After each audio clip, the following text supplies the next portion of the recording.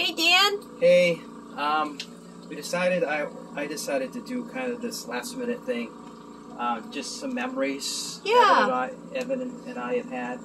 It's not very organized, but I just figured that it would be comforting for me and hopefully comforting for him to do it. So I wrote down a few things. Sure. So when I first started, a lot of people know this story. I was going through a divorce and I was really depressed. And I noticed his smile. And then, Deb, you showed me his book. Yep. And I thought to myself, here's a guy that can't physically do anything for himself, and he's smiling. And it kind of put things into perspective in my life, that I'm going through a lot, but everything will be fine, and I'll get through this. Yeah. And from that point, I really fell in love with him. And that was when I first started. So that was almost exactly 16 years. In April, it'll be 16 years, so 2006. I met the woman of my dreams, Lori, and we got married 2 years later in April. So April seems to be a significant thing. So 2 years later, so now we're coming up to our 14-year anniversary. So we're on our honeymoon, and we come back, and now it's early May, maybe middle May. No, it was early. It was early. Because it's Mother's Day So we weekend. went to Lubec, Maine, which is as far east as you possibly go, into New Brunswick, Campobello Island. There's no, there's very limited cell phone coverage. Yeah. So we were coming back into town, and I see a phone call from my mother. I call her. She says, Evan's in the hospital. So I call the office. He had a gastric bleed. It was, I think, third or fourth time where he almost passed. He was in Portland in the ICU, CCU. Yeah, the Barbara Bush Children's Hospital, because he wasn't 18 yet.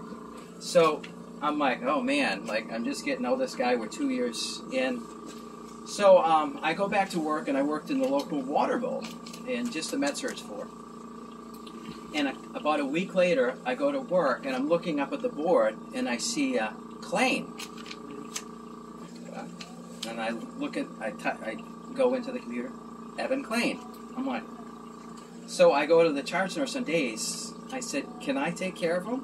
Sure. I take care of him at home.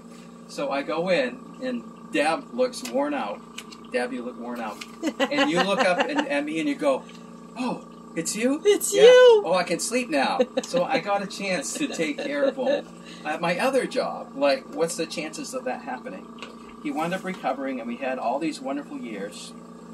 And let's see, I was in, and then through the years, I find out, because he doesn't speak, through Deb, that he's a huge Taylor Swift fan, which I was. So we became like Swifties over the years. We wound up buying him in 2014 for Christmas, 1989, and at that time, remember, you didn't have like Roku and stuff. So no. On the online things like YouTube was typically computer or phone. So at that time, it became a tradition from that point, 2014 to now. Every single morning, it started with 1989, and it's become all our song. Every single morning, we've listened to Taylor Swift, depending what mood he's in or whatever. So that was fun. So our friendship's grown through the years. It's a typical nurse-patient relationship, but come on. Yeah. I fall in love with Evan, and we've become really good friends. So I have a flighty brain, and there was a comment, 2020, July. Comment that no one saw coming, thank goodness it went around us, but I caught it at the hospital. And I thought, man, it would be vibrant out here because we're in the woods. So Deb goes to bed, you go to bed, and I go to Evan. Hey, you want to go see if we can see the comet? He's like, yes. Yeah, let's go do this. So I get him ready. He's already in his chair. I wheel him out in the driveway. He can't see it. Well, my brain, sometimes I'm thinking too much about what I'm trying to look at, not thinking about what's happening. So I start wheeling him closer and closer to the road.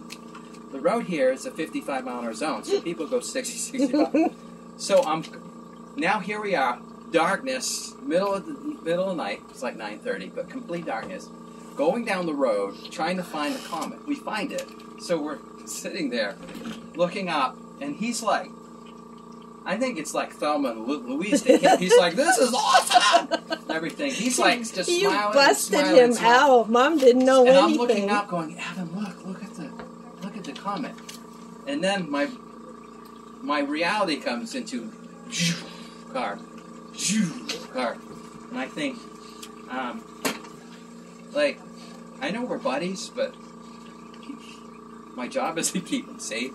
Like, this might be not the smartest thing to do. So I got him that kid. And then my last memory is Deb and I decided to start a video YouTube thing starting November. It's almost exactly 4 months to honor him. And that's been so cool to do the videos and then watch this guy on the television and then watch my kids go, can we watch an Evan video? Can we watch an Evan video? So we are almost exactly 16 years, early April. It's the 8th of March today, I believe. Yep.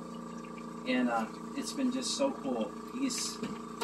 No one will ever compare to him. I've taken care of my almost 21 years of nursing. I'm taking care of some really great people, but no one will compare. He won the gold medal.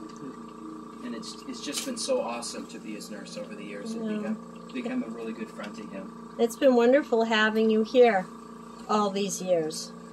And you're sharing your family with us and your stories. It's been a blessing for us as well.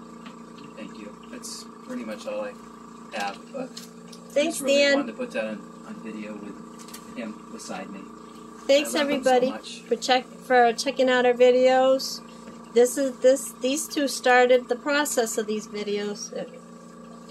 Dan had the idea and we ran with it, and I'm so glad we did. Yeah, me Catch too. y'all later. Bye.